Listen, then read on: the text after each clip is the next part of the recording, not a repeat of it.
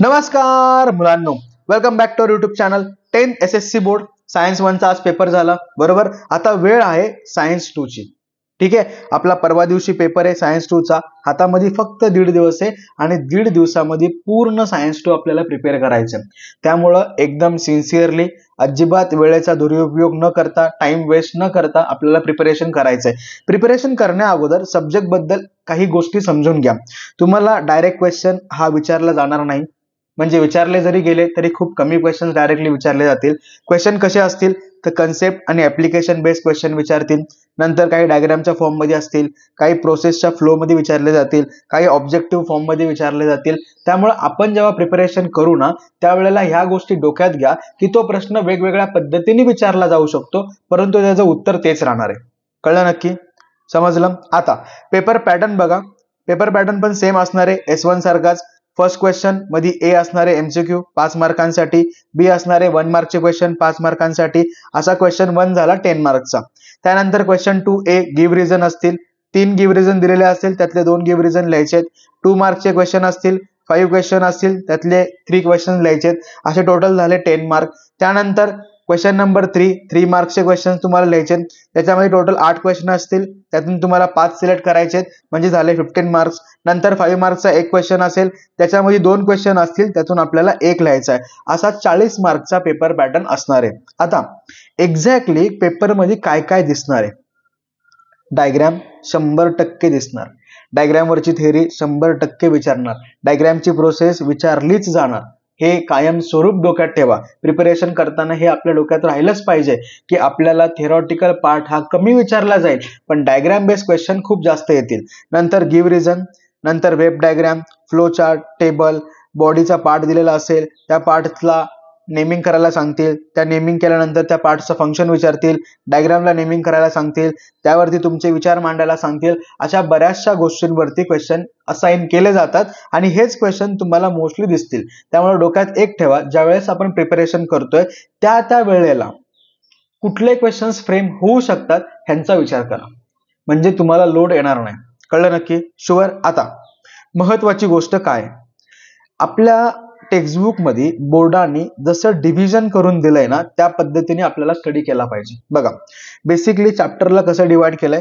Biology based chapter हे 4 आहेत. पहिला चॅप्टर हेरिडिटी अँड इव्हॉल्युशन, नंतर life processes in living organism part 1, part 2, नंतर ॲनिमल क्लासिफिकेशन. हे 4 चॅप्टर बायोलॉजी बेस्ड आहेत, त्यामुळे ह्यांचे क्वेश्चन जास्त येतील. कळलं नक्की? आता ह्यांच्यामधले 3 एकदम बेस्ट पक्के करा. एक नाही झाला, मीडियम झाला, ऑल फाईन, काही लोड घेऊ नका. त्याच्यानंतर इझी चॅप्टर जे इझिली 2-3 तासात सहज प्रिपेअर होऊन जातात. कुठले कुठले? Environmental management, social health, disaster management, towards green energy. एकदम सिंपल टॉपिक आहेत आणि ह्यांच्यामधूनही प्रश्न विचारले जातात आणि हे इझिली प्रिपेअर होतात. त्यामुळे अजिबात लोड घेऊ नका. हे 4ही चॅप्टर पक्के करून ठेवा. म्हणजे बघा, ह्यातले 4 चॅप्टर झाले, ह्यातले 3 चॅप्टर झाले, 7 चॅप्टर झाले. आता पुढचा झोन येतो जे की ऍप्लिकेशन बेस्ड चॅप्टर्स आहेत. ऍप्लिकेशन बेस्ड मध्ये इंट्रोडक्शन टू मायक्रोबायोलॉजी, नंतर सेल बायोलॉजी, बायोटेक्नॉलॉजी. हे तुम्हाला 9th मध्ये ऑलरेडी झालेलं आहे, 8th मध्ये सुद्धा झालेलं आहे. 10th मध्ये फक्त डिटेलमध्ये त्यांनी एक्सप्लेन केलेलं आहे, प्रोसेस कशा झाल्या, टेक्स्टबुक मध्ये डायग्राम पण मेन्शन केलं. त्यामुळे डोक्यात हे ठेवा, हे चॅप्टर ऍप्लिकेशन बेस्ड असल्यामुळं ह्याच्यामध्ये तुम्ही ओव्हन वर्ड्स मध्ये लिहू शकता. फक्त मायक्रो ऑर्गॅनिझमची नावं डोक्यात ठेवा, प्रोसेसेसची नावं डोक्यात ठेवा. हे एकदा का डोक्यात राहिलं की तुम्ही इझिली आन्सर लिहू शकता. आणि ही दोनही चॅप्टर एकदम सोपे आहेत, हे प्रिपेअर इझिली होऊन जातील, कारण ह्याचा काही पार्ट 9th मध्ये झालेला आहे आणि बऱ्याच ठिकाणी तुम्ही या गोष्टी बघितल्या सुद्धा असतील. कळलं नक्की? त्यामुळे डोक्यात एवढं टार्गेट ठेवा की आपल्याला 10च्या 10 चॅप्टर नाही करायचे, ह्यातले 3 करायचे, ह्यातले 4 करायचे आणि हे 2चे 2 करायचे. म्हणजे टोटल आपण 9 चॅप्टर जरी प्रिपेअर करून गेलो तरी इझिली आपण 40 आउट ऑफ 40 सहज घेऊ शकतो. कळलं नक्की? समजलं प्रत्येकाला? आता एक्झॅक्टली प्रिपरेशन प्लॅन कसा ठेवणार? आजचा दिवसच खूप जास्त महत्वाचा आहे. उद्याच्या दिवसापेक्षा आजचा दिवस ह्याच्यासाठी महत्वाचा आहे कारण आज जर अभ्यास केला तर उद्या नाईटला रिव्हिजन मारता येईल, पण आज जर ब्रेक घेतला तर रिव्हिजन मारणं अशक्य होऊन जाईल. त्यामुळं आजचा हाफ डे तुमच्या हातामध्ये आहे. व्यवस्थित डोक्यात एक ठेवा की बायोलॉजी बेस्ड चॅप्टर जे आहेत ते 2 एकदम पक्के करून टाका. ते 2 पक्के झाले की 3 इझी चॅप्टर पक्के करा, एक ऍप्लिकेशन बेस्ड चॅप्टर करा, म्हणजे आजच्या दिवसात तुमचे 6 चॅप्टर पक्के झाले. आता प्रिपरेशन करताना महत्वाची स्ट्रॅटेजी अप्लाय करा. बघा, सगळ्यात पहिलं IMP क्वेश्चन्स तुम्हाला ह्याच व्हिडिओमध्ये सांगणार आहे. ते सगळे IMP क्वेश्चन्स आणि IMP पॉइंट्स घ्या. ते पॉइंट्स व्यवस्थित प्रिपेअर करा. टेक्स्टबुक, गाईड, जे काही तुमच्याकडे स्टडी मटेरियल अवेलेबल आहे त्यांच्यातून प्रॉपरली स्टडी करा. स्टडी झाल्यानंतर नीट बघा, IMP क्वेश्चन्स, IMP पॉइंट झाल्यानंतर एक्सरसाइजचे क्वेश्चन करा. आता असं होईल, एक्सरसाइज मध्ये हे क्वेश्चन्स येतील, बरोबर, म्हणजे रिव्हिजन पहिली झाली. नंतर PYQ घ्या. आता PYQ मध्ये मी दिलेले पॉइंट पण दिसतील, एक्सरसाइजचे क्वेश्चन पण दिसतील, म्हणजे डबल रिव्हिजन झाली. म्हणजे काय होते बघा, प्रिपरेशन करताना आपण असा प्लॅन केला की प्रत्येक स्टेपला मागची स्टेप रिवाइज होते. कळलं नक्की? आणि ही स्ट्रॅटेजी फॉलो करा. अजिबात दुसरी स्ट्रॅटेजी इम्प्लिमेंट करू नका. जेवढी जास्त रिव्हिजन होईल तेवढा पेपर सोपा जाईल. कळलं नक्की? आता प्रत्येक चॅप्टर मध्ये ज्या ज्या ठिकाणी डायग्राम्स आहेत त्या डायग्राम बघणं मस्ट आहे. प्रोसेस समजून घेणं मस्ट आहे. अशी वरती डायग्राम दिली, खाली प्रोसेस एक्सप्लेन केली, किंवा या साईडला डायग्राम आहे, या साईडला मस्त 4-5 लाईन मध्ये प्रोसेस एक्सप्लेन केली, तो पार्ट टेक्स्टबुक मधून नीट वाचा. डायग्रामला कसं कसं नेमिंग केलंय. आता नेमिंग मध्ये सगळंच नेमिंग डोक्यात ठेवलंच पाहिजे असं काही नाहीये, परंतु इम्पॉर्टंट पार्ट्स जे या पॅरेग्राफ मध्ये मेन्शन्स आहेत ते तरी नीट डोक्यात ठेवतात. कळलं? शुअर? आता उद्याचा दिवस फुल डे आपल्या हातामध्ये आहे, त्यामुळे जे रिमेनिंग चॅप्टर असतील 4 चॅप्टर ते व्यवस्थित प्रिपेअर करा. 4 मधले 3 जरी झाले तरी चालतील. आपल्याला 9 चॅप्टर वरतीच फोकस ठेवायचा आहे. 9 चॅप्टर वरती आराम के साथ पेपर होऊन जातो. प्लॅन जो वरती सांगितला, जसं की हा प्लॅन जो बोललो होतो तोच प्लॅन फॉलो करा. अजिबात प्लॅनला चेंज करू नका. आता थोडासा टाइम जास्त घ्या. दुपारी 3 पर्यंत प्रिपरेशन उरकायचा प्रयत्न करा. प्रिपरेशन झालं की या गोष्टींची काळजी घेताल. बायोलॉजी बेस्ड जे चॅप्टर्स आहेत ज्यांच्यावरती जास्तीत जास्त पेपर कव्हर होतो ते चॅप्टर 3 वेळा तरी रिवाइज झाले पाहिजेत आणि सहज होतात. अजिबात लोड घेऊ नका. सहज चॅप्टर रिवाइज होतो, कारण तुम्ही ऑलरेडी प्रिपरेशन करतानाच 2-3 वेळा रिवाइज केलाय. त्यामुळे आता रिव्हिजन करताना टाइम हा कमी लागेल. ऍप्लिकेशन बेस्ड चॅप्टर 2 वेळा रिवाइज करा. 2 वेळा याच्यासाठी कारण त्यांच्यामधले नेमिंग डोक्यात ठेवणं थोडंसं हार्ड आहे. फर्स्ट टाइम पटकन नाही जमणार, परंतु सेकंड टाइम रिव्हिजन झाली तर होऊन जाईल. नंतर इझी चॅप्टर 1 टाइम केले तरी इनफ आहे, कारण त्यांचा आन्सर तुम्ही ओन वर्ड्स मध्येच लिहिणार आहे. कळलं? नक्की समजलं? प्लॅन समजला? कसं कसं काय काय करायचंय? इझिली क्लिअर झालं? आता सगळे इम्पॉर्टंट क्वेश्चन्स नीट बघा, व्यवस्थित स्क्रीनशॉट काढून घ्या. टेक्स्टबुक मध्ये मार्क करता आलं तर टेक्स्टबुक मध्ये एक्सरसाइजचे क्वेश्चन व्यवस्थित मार्क करा. कळलं? चलो आता लगेच इम्पॉर्टंट क्वेश्चन स्टार्ट करू. घेतलं टेक्स्टबुक जवळ, चला पटपट मार्क करा. पहिला चॅप्टर हेरिडिटी अँड इव्होल्युशन. डेफिनेशनच्या झोन मध्ये 2020, 23, 24, 2019 यांच्यापैकी डेफिनेशन विचारली जाते, त्यामुळे यांच्या डेफिनेशन एकदम व्यवस्थित ठेवा. कन्सेप्च्युअल विचारताल तर जेवढे काही एव्हिडन्स आहेत त्या एव्हिडन्सच्या डायग्राम्स नीट पक्क्या करा. सोबत कुठला एव्हिडन्सच्या ज्या काही स्पेशालिटीज आहेत त्या सुद्धा नीट बघून घ्या, या इयर्सला आल्या होत्या. नंतर डार्विनची थेअरी बघा, मार्चच्या प्रत्येक एक्झाम मध्ये आलेली, म्हणजे लास्ट 2 इयर आलेली होती, त्यामुळे या इयरला येण्याचे चान्सेस जास्त आहेत. त्यामुळे व्यवस्थित पक्के करून ठेवा. एक्सरसाइजचे क्वेश्चन बघा. पहिला क्वेश्चन, तिसरा क्वेश्चन एकदम इझी आहे, फिल इन द ब्लँक्स आहेत, व्यवस्थित बघून घ्या. क्वेश्चन 4 मध्ये A आणि B, क्वेश्चन 7 मध्ये A, B आणि F. ह्या क्वेश्चन्स, ह्या थेअरीज सगळ्या व्यवस्थित डिटेलमध्ये बघा. आणि मेन गोष्ट आहे की यांच्या डायग्राम्स बघून घ्या. डायग्राम क्लिअर असतील तर तुम्ही इझिली थेअरी लिहू शकता. ठीक आहे, चलो पटकन याचा स्क्रीनशॉट घ्या. घेतला? आता important chapter life processes in living organism part 1 आणि पार्ट 2 सुद्धा इम्पॉर्टंट आहे. कन्सेप्ट कुठल्या कुठल्या आहेत? Glycolysis, tricarboxylic acid cycle, electron chain transfer reaction, या सगळ्या गोष्टी नीट बघा. कुठल्या कुठल्या मॉलिक्यूल सोबत कशी कशी रिॲक्शन्स होती, प्रत्येक ह्याच्यामध्ये बाय प्रोडक्ट काय फॉर्म होतो ते नीट बघा. ते सुद्धा MCQ ला विचारलं जाऊ शकतं. जुलै 2023 ला ह्याच्यावरती क्वेश्चन आला होता. नंतर मायटोसिस आणि मायोसिस, त्यांच्या स्टेप्स डोक्यात ठेवा. प्रत्येक स्टेप मध्ये काय होतंय आणि मोस्ट इम्पॉर्टंट पार्ट काय, त्यांनी डायग्राम काढून समजून सांगितलंय. म्हणजे टेक्स्टबुक मध्ये डायग्राम आहे, या साईडला थेअरी आहे, डायग्राम आहे, थेअरी आहे. डायग्राम पण समजून घ्या, थेअरी पण समजून घ्या. सोबत फॅट्स, लिपिड्स एकदम पक्का, एकदम पक्का म्हणजे पक्का. व्हिटॅमिनचा एक पॅराग्राफ आहे, तो सुद्धा व्यवस्थित बघून घेताल. ह्याच्या आधी प्रोटीनची थेअरी आहे, पण प्रोटीनची थेअरी ही एक्सरसाइज मध्ये कव्हर होती त्यामुळे इथं नाही सांगितलं, पण त्या सुद्धा गोष्टी व्यवस्थित बघून घेताल. नंतर डायग्राम पेज नंबर 15 वरची, पेज नंबर 16 वरची मोस्ट इम्पॉर्टंट डायग्राम आहे. ती डायग्राम टेबलच्या फॉर्म मध्ये सुद्धा विचारल्या जाऊ शकते. आता मेन गोष्ट काय, जे मगाशी बोललो तेच, फक्त स्टेप्स डोक्यात ठेवा. त्या स्टेपमध्ये काय होतंय ते समजून घ्या आणि स्वतःच्या ओन वर्ड्स मध्ये जरी लिहिलं तरी चालेल, परंतु इम्पॉर्टंट वर्ड्स आले पाहिजे. आता एक्सरसाइजचे क्वेश्चन्स बघा. क्वेश्चन नंबर 2 अख्खा डेफिनेशन आहे म्हणून. त्याच्यानंतर क्वेश्चन नंबर 3 मध्ये बी आणि सी गिव्ह रिझन पक्के करून टाका. क्वेश्चन नंबर 5 मध्ये बी सी आणि क्वेश्चन नंबर 7. आता ही डायग्राम सुद्धा एक्झामला आली होती, व्यवस्थित बघून घ्या. आता बेसिकली काय टेक्स्टबुक मध्ये आहे ना 2 डायग्राम्स आहेत साइड बाय साइड, त्या बेसच ही डायग्राम आहे, त्यामुळे त्या 2 डायग्राम आणि ही डायग्राम नीट बघून घेतात. कळलं? आता एक मिनिट थांबा, तुम्ही स्क्रीनशॉट नाही काढला ना, चलो ह्याचा पण स्क्रीनशॉट घ्या पटकन. घेतला? शुअर? आता चॅप्टर नंबर 3 खूप साऱ्या कन्सेप्टनी खूप साऱ्या डायग्राम्सनी भरलेला आहे. बेटर वे असं होईल जर चॅप्टरला तुम्ही डिवाइड केलं आणि मग प्रिपेअर केलं तर एकदम फायदा होईल. सुरुवातीला काय करा, असेक्शुअल रिप्रोडक्शन पक्का करून घ्या. त्याच्यानंतर प्लांट्सचं सेक्शुअल रिप्रोडक्शन पक्का करा. त्याच्यानंतर ह्युमनचं सेक्शुअल रिप्रोडक्शन आणि जो एंडिंगचा जोडणे अशा 4 पार्ट मध्ये डिवाइड करा. प्रत्येक पार्ट व्यवस्थित प्रिपेअर करा. पार्ट झाला की लगेच रिव्हिजन करा. एक पार्ट झाला की लगेच रिव्हिजन करा. त्या पार्टची रिव्हिजन तुम्ही लगेच केली ना तर मला नाही वाटत की ते शब्द तुम्हाला हार्ड वाटतील. कळलं? बघा कुठल्या कुठल्या गोष्टी महत्वाच्या आहेत. Binary fusion, multiple fusion, budding MCQ ला विचारला जाऊ शकतो.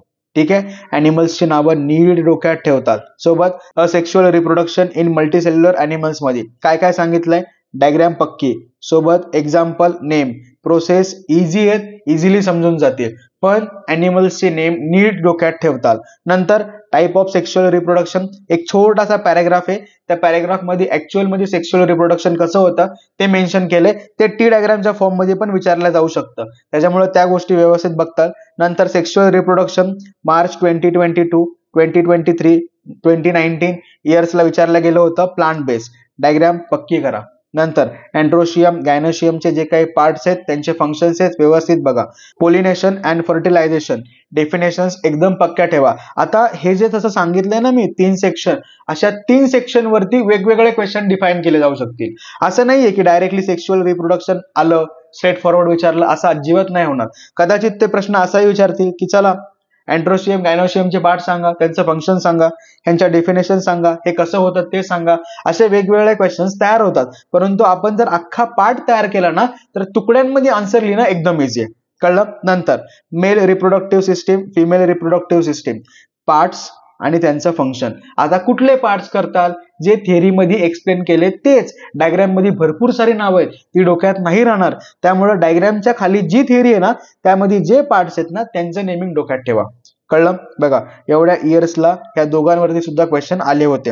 नंतर फर्टिलायझेशन इन ह्युमन डेफिनेशन आणि त्याचा पाथ सुद्धा एक्सप्लेन केलाय. टी डायग्रामच्या फॉर्म मध्ये किंवा लाईन डायग्रामच्या फॉर्म मध्ये जरी ड्रॉ केला तरी डोक्यात सहज राहील. नंतर मेन्स्ट्रुअल सायकल, कुठले कुठले हार्मोन्स आहेत, त्यांचा यूज कुठला आहे आणि त्यांचा रोल कसा आहे व्यवस्थित बघून घेतात. नंतर शेवटी ज्या काही प्रोसेस दिलेल्या आहेत या सगळ्या प्रोसेस नीट बघा.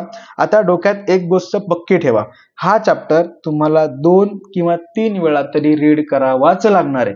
कुठला रीड करावा लागणार आहे पार्ट, तर हे जे सांगितलेले पार्ट्स आहेत ना हा सेक्शन तुम्हाला रीड करावा लागेल. आणि टेक्स्टबुक मध्ये खूप इझी लँग्वेज वापरली जी तुम्ही सहज डोक्यात ठेवू शकता. एक्सरसाइजचे क्वेश्चन्स बघा. फिल इन द ब्लँक्स तर पक्क्या करूनच टाकताल, त्यात काय डाऊट नाहीये. त्याच्यानंतर क्वेश्चन 4 मध्ये बी सी, क्वेश्चन नंबर 6 अख्खा, क्वेश्चन नंबर 7 अख्खा, क्वेश्चन नंबर 9 अख्खा. हा जो क्वेश्चन आहे ना हा कधी कधी एक्सप्लेन युअर थॉट अशा प्रोसेस मध्ये सुद्धा विचारला जाऊ शकतो. तुम्हाला काय वाटतं या पद्धतीने हा क्वेश्चन फ्रेम होतो. कळलं नक्की? शुअर? चलो ह्याचा पण पटकन स्क्रीनशॉट घ्या. एक काम करा, अगोदर IMP पॉइंटचा स्क्रीनशॉट घ्या, मग एक्सरसाइजचा स्क्रीनशॉट घ्या. घेतला? शुअर? आता एक्सरसाइजचा स्क्रीनशॉट घ्या. घेतला? डन. नेक्स्ट चॅप्टर नंबर 4 एकदम इझी आहे, एकदम इझी आहे. मला तर वाटत नाही की हा चॅप्टर मी एक्सप्लेन केला पाहिजे. एकदम इझी आहे. ज्या ज्या ठिकाणी ज्या ज्या गोष्टी सांगितल्या त्या नीट बघा. इकोसिस्टीमची डेफिनेशन डायग्राम, पेज नंबर 37 वरची डायग्राम. इन्व्हायरमेंट आणि इकोसिस्टीम 3 ते 4 पॉईंट पक्के करून ठेवा. पेज नंबर 38 ची डायग्राम, 39 वरचा table. Environmental conservation need page number 40 वरती पेज नंबर सहित मेन्शन केलंय. टाइप्स ऑफ बायोडायव्हर्सिटी नेम्स व्यवस्थित बघून घेतात. पेज नंबर 44 वरची डायग्राम. त्यानंतर या स्पीसीज वरती लास्ट इयर क्वेश्चन आला होता, त्यामुळे व्यवस्थित पॉइंट पण सांगितलेत, टेबलचा नंबर पण सांगितलाय, पेजचा नंबर पण सांगितलाय. व्यवस्थित त्या गोष्टी बघा. चला ह्याचा आपण पटकन स्क्रीनशॉट घ्या. घेतला. आता एक्सरसाइज मध्ये काही क्वेश्चन्स आहेत तेही व्यवस्थित बघताल. क्वेश्चन नंबर 7 हा ऑलरेडी वरती कव्हर झालाय तरी सुद्धा बघून जाताल. कळलं? चला पटकन मार्क करा. ह्याचा पण स्क्रीनशॉट घ्या. घेतला? गुड. आता चॅप्टर नंबर 5. सगळ्यात मेन गोष्ट काय तर चॅप्टर नंबर 5 इलेक्ट्रिसिटी वरती आहे. बरोबर? त्यामुळे आपल्याला काय डोक्यात ठेवायचंय, कुठल्या टाईप मध्ये आपण इलेक्ट्रिसिटी प्रोड्यूस करू शकतो, कुठले पार्ट्स आहेत, प्रत्येक पार्टचं फंक्शन काय, एनर्जी कन्व्हर्जन कसं होतंय, एवढंच बघा. कळलं? नक्की.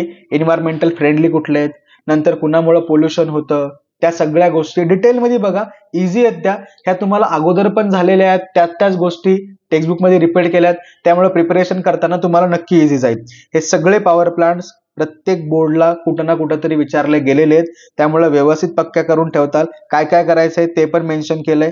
व्यवस्थित डायग्राम, एनर्जीचा फ्लो, पार्ट्सचा नेम, ऍडव्हान्टेज आणि डिसएडव्हान्टेज हे जर झालं ना तर या चॅप्टरचे जेवढे मार्क बोर्ड डिसाईड करेल तेवढे आपले पक्के झाले.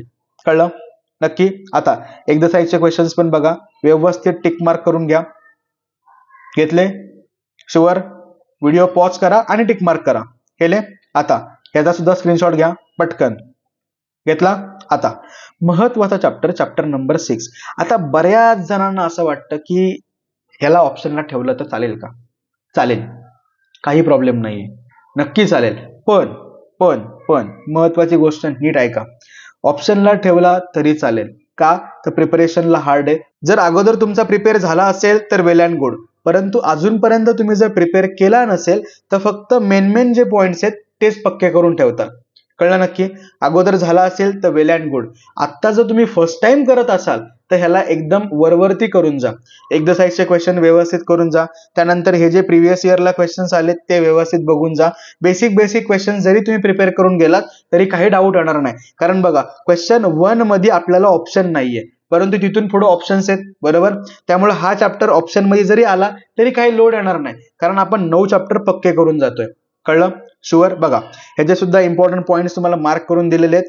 व्यवस्थित बघून घेताल. काय काय करायचंय त्या सगळ्या गोष्टी सांगितल्यात, कुठल्या कुठल्या डायग्राम्स इम्पॉर्टंट आहेत सगळ्या गोष्टी मेन्शन केल्यात. एक्सरसाइज मधले क्वेश्चन व्यवस्थित करून जा.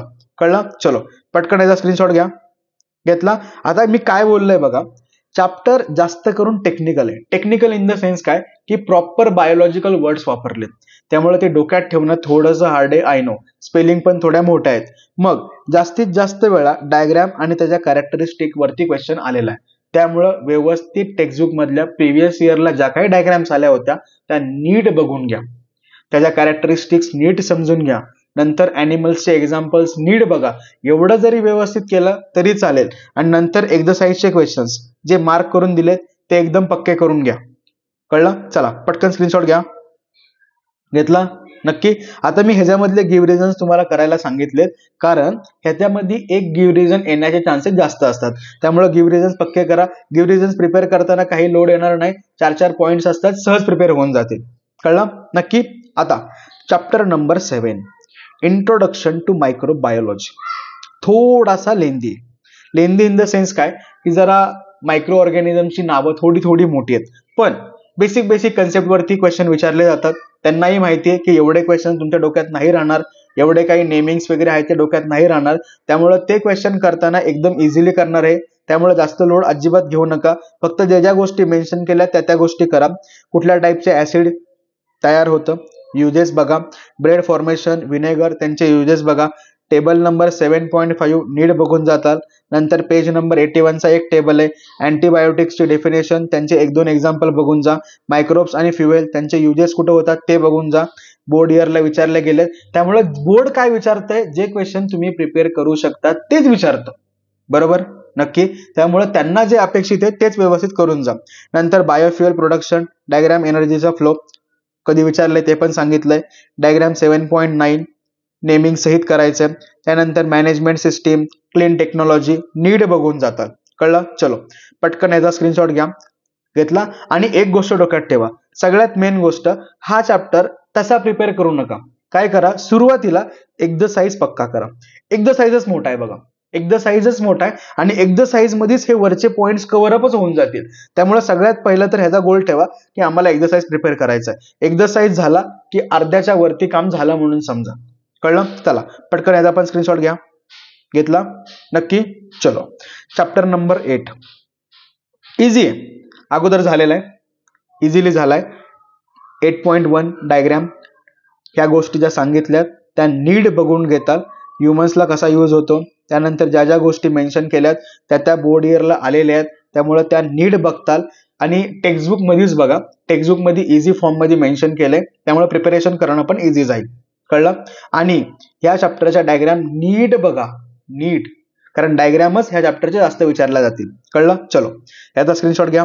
घेतला? नंतर एक्झरसाइजचे क्वेश्चन्स इझी आहेत बघा, सगळे मार्क करून दिलेत, व्यवस्थित प्रिपेअर करतात. आणि अजून एक क्वेश्चन राहिला, 1 मिनिट, हा सुद्धा क्वेश्चन व्यवस्थित बघून घ्या. कळलं? शुअर? नक्की? घेतला स्क्रीनशॉट? आणि जशी चॅप्टर नंबर 7 ला स्ट्रॅटेजी वापरली तशी ह्यालाही वापरा. एक्झरसाइजचे क्वेश्चन्स आधी प्रिपेअर करून घ्या आणि नंतर मग या गोष्टी प्रिपेअर करायला लागतात. डन? समजलं? चॅप्टर नंबर 9 फ्रीचे मार्क्स, एकदम फ्री, काही लोड नाहीये, काही टेन्शन नाहीये, एकदम इझिली प्रिपेअर करता येतो. खूप वेळा बोर्ड एक्झाम मध्ये या चॅप्टर बद्दल एकदम सिंपल क्वेश्चन आलेले आहेत आणि मोस्टली ते एक्झरसाइज मधलेच आलेले आहेत. त्यामुळं व्यवस्थित ज्या ज्या गोष्टी तुम्हाला सांगितल्या त्या गोष्टी व्यवस्थित बघून जा. कळलं? नक्की? घेतला स्क्रीनशॉट? चलो एक्झरसाइजचे क्वेश्चन सुद्धा घ्या पटकन. घेतले? नक्की? आता बघा, हा जो क्वेश्चन आहे ना, हा क्वेश्चन पण विचारला गेलाय, हा क्वेश्चन पण 5 मार्कला विचारला गेलाय. म्हणजे एवढे इझी क्वेश्चन्स या चॅप्टर वरती फ्रेम होतात, त्यामुळे अजिबात टेन्शन घेऊ नका. कळलं? असं वाटेल की अॅनिमल क्लासिफिकेशन लाईट केलाय, टेन्शन येतंय, लोड नका घेऊ. तुम्ही 9 चॅप्टर पक्के करताय ना, त्यामुळे पेपर एकदम इझीच जाईल. कळलं? घेतला स्क्रीनशॉट? नक्की. चॅप्टर नंबर 10 डिझास्टर मॅनेजमेंट, हाही चॅप्टर तुम्हाला बऱ्याच वेळा झालेला आहे. 8 स्टँडर्ड, 9 स्टँडर्ड, इव्हन 7 स्टँडर्ड मध्ये सुद्धा ह्याचा काही पार्ट होता.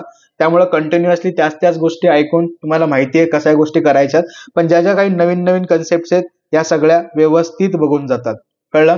नक्की. चलो घ्या पटकन स्क्रीनशॉट. घेतला? आता एक्झरसाइजचा स्क्रीनशॉट पटकन घ्या. घेतला? डन? चलो आता सगळे IMP क्वेश्चन्स दिलेत, प्रिपरेशन प्लॅन पण सांगितलाय. अजिबात टाइम वेस्ट करू नका, व्यवस्थित शांत डोकं ठेवून प्रिपरेशन करा. पॅनिक अजिबात होऊ नका. जसा आजचा पेपर इझी गेलाय तसा उद्याचा पेपर पण इझीच जाईल, म्हणजे परवाचा. त्यामुळे पॅनिक होऊ नका, फक्त प्रिपरेशन बेस्ट लेवलला ठेवा. 9 चॅप्टर पक्के करण्यावरती जास्त फोकस ठेवतात. कळलं? चलो bye bye, all the best.